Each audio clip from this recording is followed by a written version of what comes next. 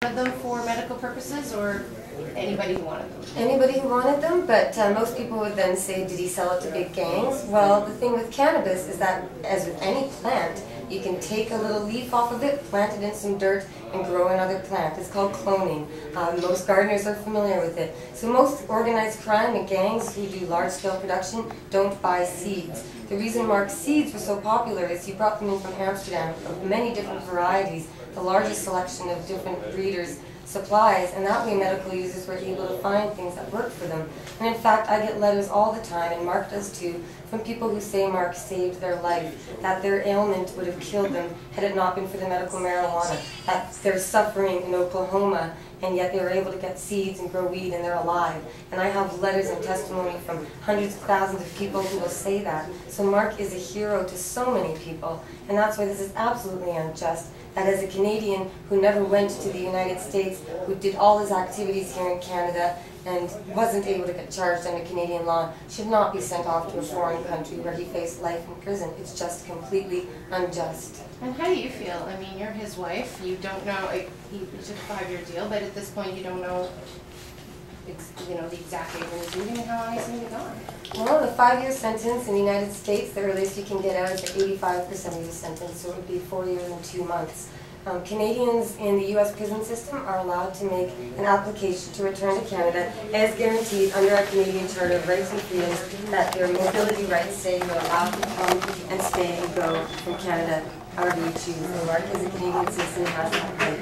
However, many prisoners in the United States making their applications to return to Canadian prison are being rejected. Free Marc Emery!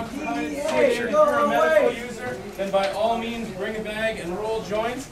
We'll be seeing more of this tonight on YouTube. Stay tuned and get to your local Conservative office and stage a sit-in. Free Marc Emery! The employees here are paid for by our tax dollars. Our representatives are paid for by our tax dollars. We own this. And for too long, Canadians, including ourselves, have been sending letters, petitions, and phone calls. We had 12,000 signed petitions presented into Parliament in March by Liberal Ujjal Dosanjh, NDP member Libby Davies, Conservative member Scott Reid, submitted in Parliament 12,000 petitions saying the minister should refuse to extradite Marc Emery. After all of the democratic ways that we have tried to deal with this, we have been ignored by this Justice Minister and by this government. So we're taking it to the offices to inspire Canadians that whatever your issue is, if you're upset about the environment, if you're upset about what they're doing to our economy, to our rights, the way they're moving to the radical right and implementing so many moral-based laws, Canadians are asked to go take it directly to a representative because our country is at a tipping point. The Stephen Harper government wants to Americanize Canada with our justice system, with lots of different ways. They're integrating us into the United States. In fact, Stephen Harper's desk has a mug on it with the United States government federal seal. And that should tell Canadians something that, this is where our country is going. So stand up, whatever your cause, go to your office, protest, disrupt business, be peaceful and non-violent, but be intense, be determined, and take your cause up now, because we're going to lose our country and our rights and our ability to win it back if we don't take action now. So the Free Marc Emery campaign is really a campaign for freedom. Thank you. Free Marc Emery! Free Marc! Hold on. I don't have a license. Dennis, say there he is. Mr. Young. So we're enjoying ourselves this afternoon, Dennis? Oh, yeah. Occupying the office, of course. Jacob Hunter, this is Libertarian leader of Libertarian Party of Canada leader. Also law enforcement against prohibition speaker. Nice to meet you, Jacob Hunter. I got it on video. I got like 2 pictures. Yeah, and they were taking Marc pictures. will want to see everything. Can I get a picture of the three of you guys, please?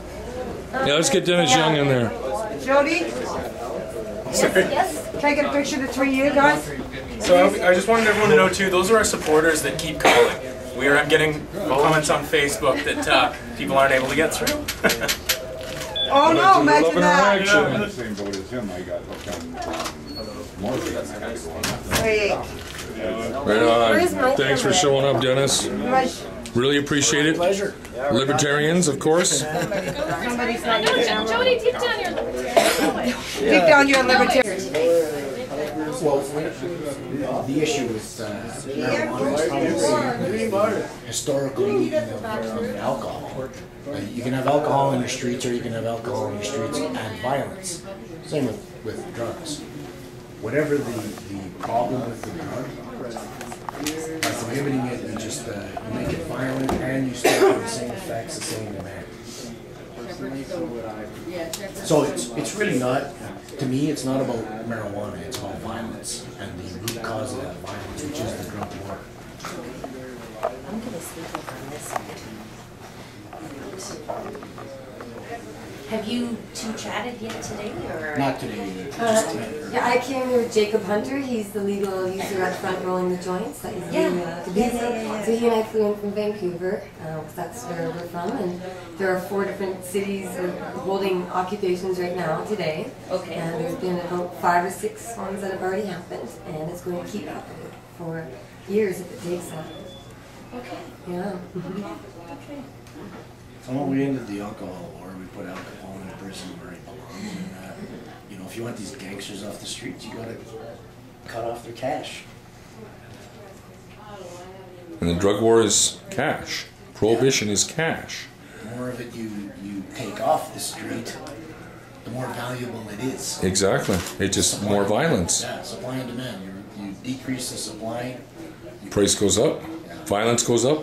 And not only this public not as safe, neither are our police forces, because they're the ones that got to go in there and take down these drug houses. So it's not good for them either. Prohibition. It's got to end.